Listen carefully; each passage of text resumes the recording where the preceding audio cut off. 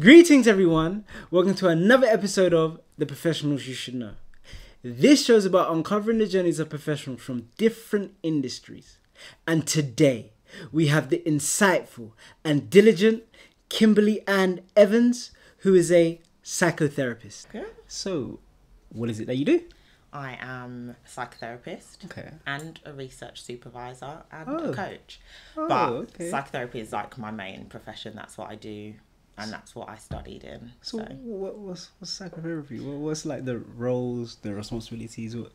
What is psychotherapy? You may have heard of counsellor. So we basically do talking therapy, but our qualifications was like a longer period. So a bit more in depth, touching on psychiatry and things like that. So yes, basically talking therapy, and then there's different modalities how people can do that, but yeah, that's what we do. So how would it work? Like, what would be like a normal kind of like day for you in a sense? Okay, well, if I talk from the client end, they might find my profile online, then call up. I set them up with a consultation, which is usually free, and then I book them in, see them regularly, like once a week, and it's open-ended. So NHS, you might do like 6 weeks or 8 weeks, but you do therapy with me as long as you feel you need to, and then we end. So what type of people that you see in general? Like well, at the moment, if you looked for my profile, I do have a specialism. It's quite intense at the minute. It's childhood sexual abuse, and also kind of linked to anxiety and depression, but I'm open. I think having a niche can help kind of draw certain people in, rather than just say I can help with your mental health issues. Do you know what I mean? To speak to like a certain group of people, because that's what I did in my placements while I was training.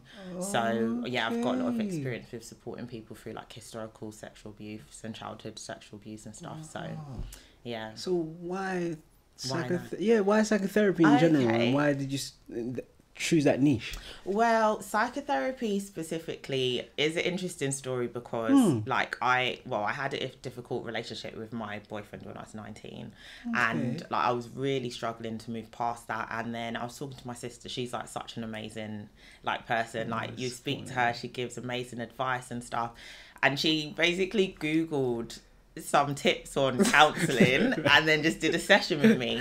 But it was like such a breakthrough. Like I was able to like move out of shame and just see things from a different perspective. And I was just thinking, oh my gosh, if I could do that for somebody else like that, it just was so transformational.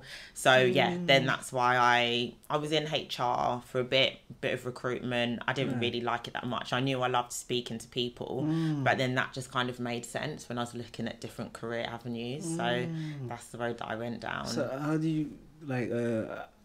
you become a psychotherapy? Do you have to go to university, or what's Yeah, you do. It is quite a long path. It's about 5 to 7 years. Wow. So I started on the counselling route, because you can go from counselling to psychotherapy. So I did the entry level, then certificate, and then I did my master's in psychotherapy, because I'd had a degree already in history, which isn't related, but it just made sense. Like they let me go on to a higher level because I'd had a degree anyway. So then from there it was like another 4 years. So, and then there's loads of hours to get. I had to get 450 hours clinical experience.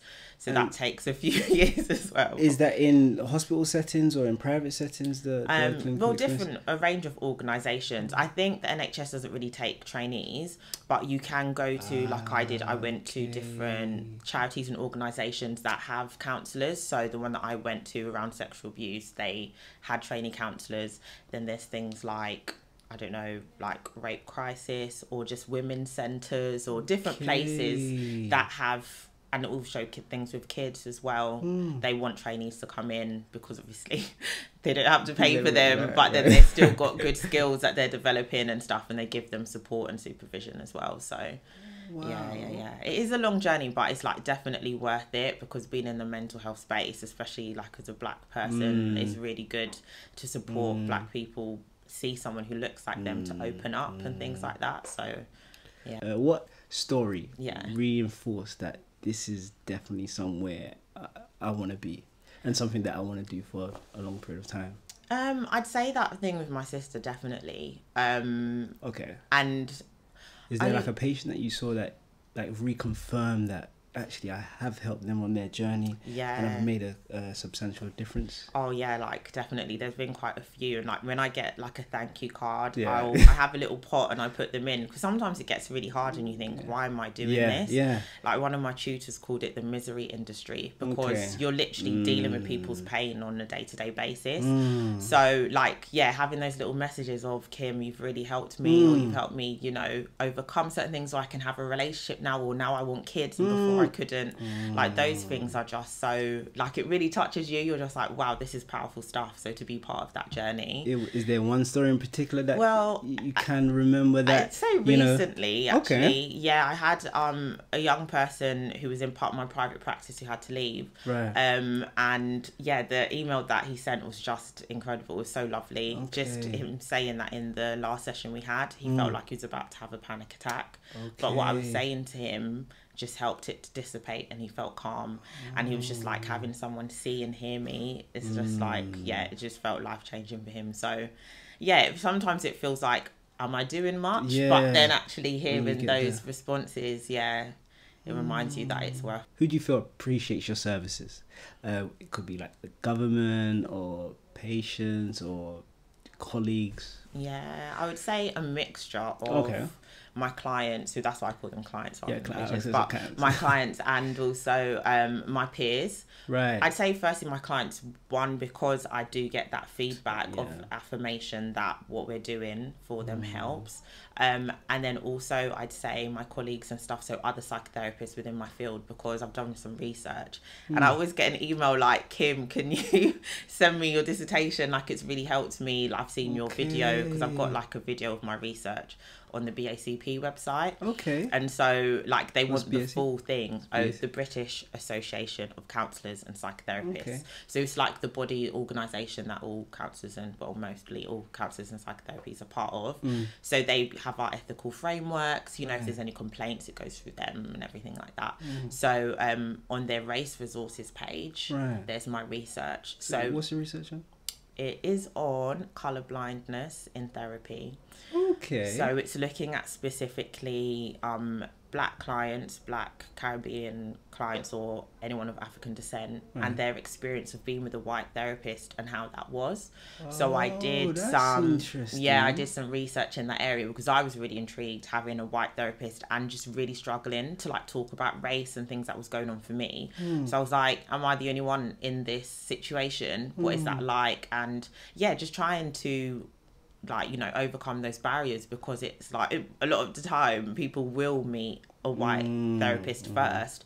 So it's like, how can we equip those white therapists to, do you know what I mean? Yeah. And that led me into my business with training, is what I do on the other side of things around race in therapy. But that started from my research. So yeah, I feel like my peers do appreciate that, because it's something that's needed. So they do come to me to ask for support in that. So interesting. That's interesting. And do you have a psychotherapist that you see? Because I know you saying that, you know, it's a kind of you said that your colleague said it was like a misery kind of a misery industry. Yeah. So do you have anyone that can support you as well? Or? Yeah, no, definitely. Psychotherapists have to have supervisors. So it's like other therapists that help you through the process and you talk through what's happening for you and how to best support your clients. But you can also continue in your own therapy. I'm not seeing my therapist at the moment, but I have supervision. We have to.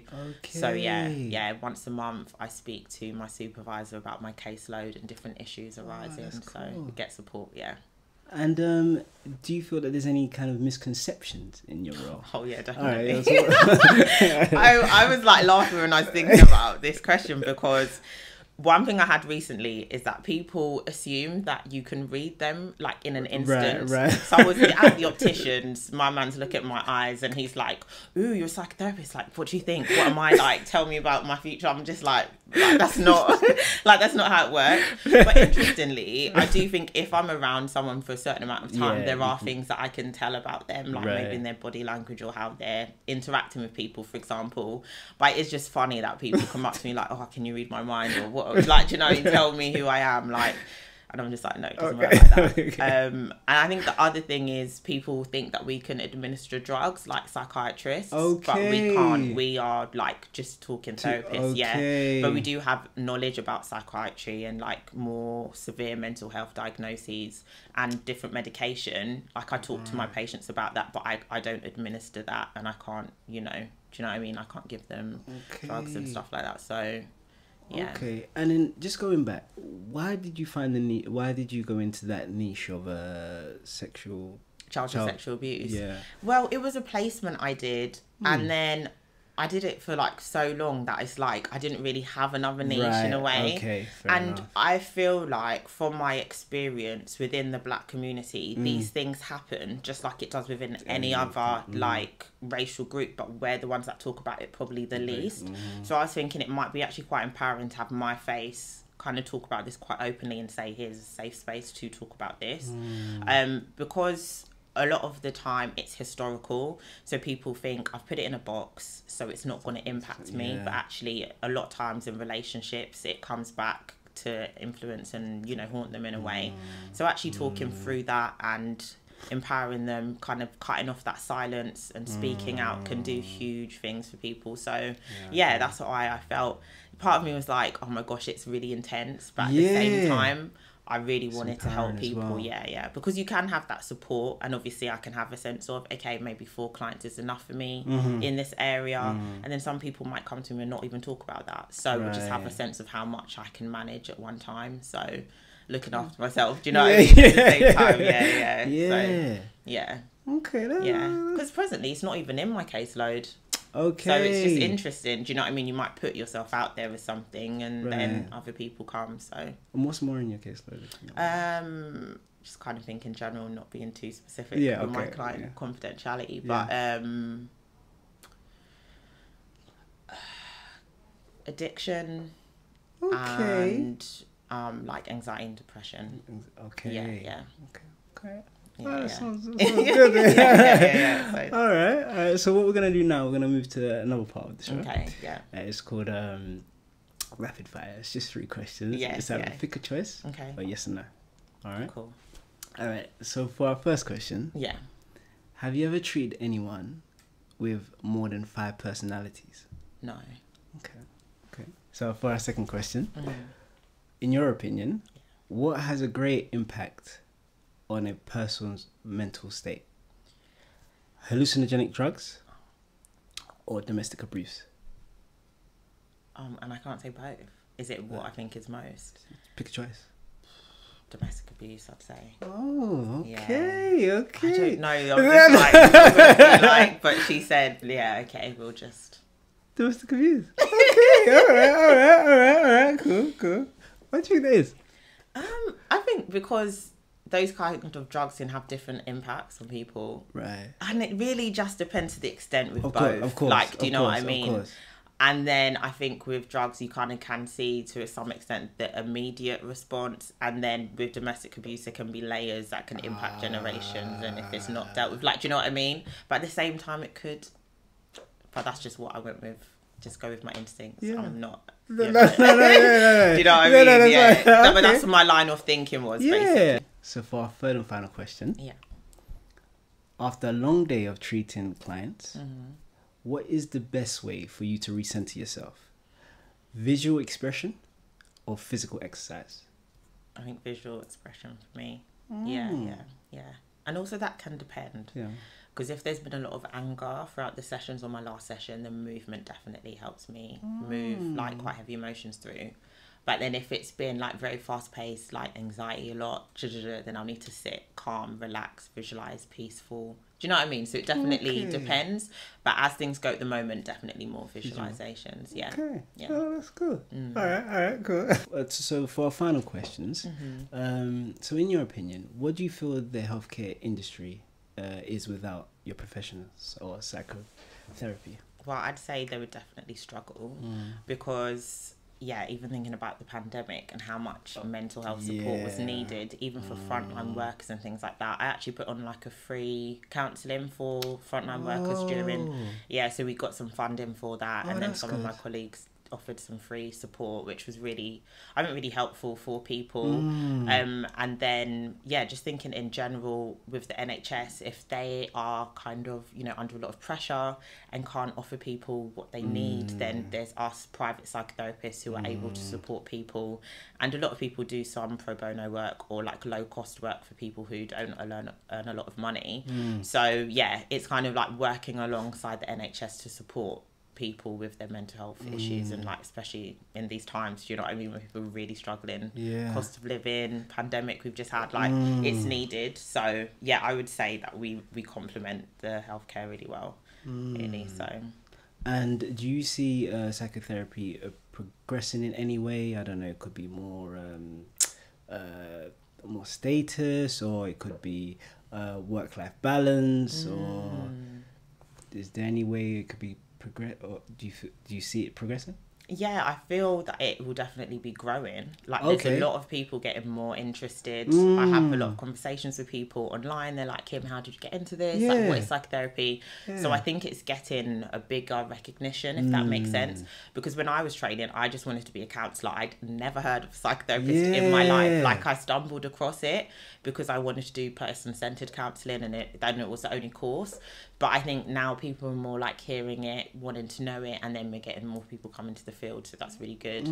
I think the other thing I would say is maybe more about a shift rather than progression, which you could see as progression, but basically because a lot of clients, like, you know, everyday people are struggling financially, like psychotherapists aren't getting as much work with everyday people, so they're having to now retrain as, well, not retrain, but kind of up their training and go to the next level, which might be supervision or going to other things like coaching, because it's another stream of income. So supervision, you're then supporting other therapists, and if you're a coach, you're helping people in a different way or different kind of people, so you could get more finance. So yeah, I think people having to kind of think creatively about, you know, how they can utilize their skills. So yeah, that's what I'm doing, but also helping other people to do as well, kind of think of how they can utilize all the skills that they have, and just work differently, really. So yeah. And do you think there's anything missing from your profession at all? Well, funny you asked me that question. No, 100% I'd say in the training, so the curriculum, I think it's brilliant in loads of different areas theoretically, but I think when it comes to the practical side of working with people from like racial, diverse backgrounds, people are struggling, and that is all across the board, all across the UK, even in London. Like, I get really surprised when I talk to psychotherapists in London training, and they're like, my tutors, my class, when I mention race, it's just like they go into a shell almost. They can't speak about it. But when you're seeing clients, they're from all different backgrounds. So you're literally in the people industry, like you're working with people. So you need to know how to work with different people. So I think in society, race is so taboo. So when it comes into that, when it's a very open space and you have to reconfront even dark areas of yourself, then I think it gets hard for people to kind of expose those areas or talk about those things and those biases. So yeah, that's at the heart of the work that I do. But I'd say, and a lot of people would confer as well, that that's something that's missing. Just looking at racial diversity within our curriculum and supporting therapists to help themselves within the work that they do. Yeah. And do you think that it would be more beneficial for a black therapist to see a black client, or if you're trained very well, you could be able to manage any different race or any different... Yeah, I mean, that's my hope, that, you know, people can be with people from different backgrounds, but if that black client, for example, wants to be with a black therapist, that should be prioritized for them. Do you know what I mean? Because like when I was looking at a study, someone compared it to basically like sexual abuse and women.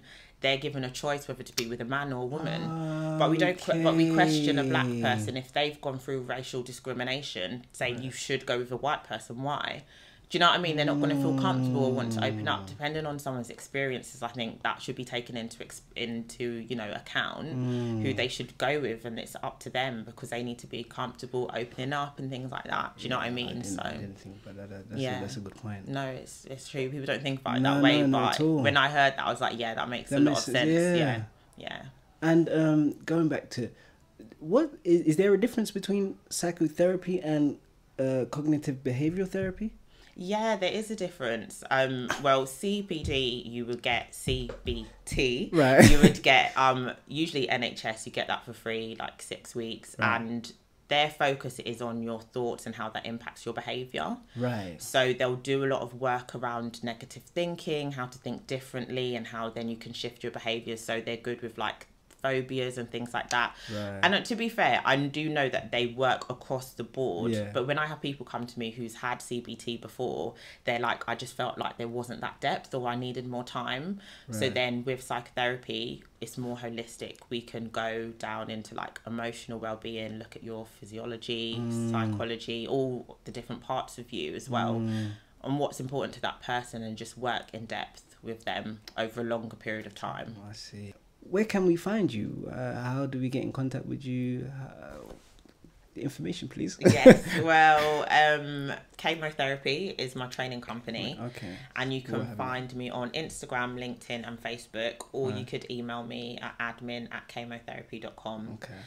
So yeah, that's how people can get in touch. Oh, cool. Yeah. And plus I want to see that research as well. Yes, so I will send you the link to the research, definitely. Yeah, thank you so much. It's been absolutely amazing to getting to know you, your story you. and your profession. Thank you so much for your knowledge, and it's been amazing. Oh, thank you for having me. Anytime, it's a pleasure. And thank you all for watching.